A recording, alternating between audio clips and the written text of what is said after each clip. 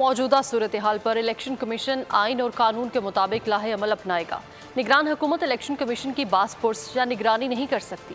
वज़ीर इत्तलात मुर्तज़ा सोलंकी की Islamabad election commission के बाहर मीडिया से गुफ्तगू।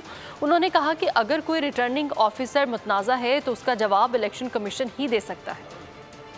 ख्याल ये है कि आइन और कानून की रोशनी में वो अपने लाएअमल का ऐलान करें। हम इलेक्शन कमीशन की बास पुर्स नहीं कर सकते, न उनसे उनकी निगरानी कर सकते हैं। निगरान हुकूमत की निगरानी दर हकीकत इलेक्शन कमीशन करता है। तो हम तो एक तरह से जवाबदेह डिस्ट्रिक्ट रिटर्निंग ऑफिसर तैनात करने का अख्तियार हुकूमत के पास नहीं है, ये अख्तियार इलेक्शन कमीशन के पास है। अगर इलेक्शन कमीशन ने उन्हीं मुतनाज़ा रिटर्निंग अफसर्स को की तैनाती की है तो उसका जवाब इलेक्शन कमीशन ही दे सकता है।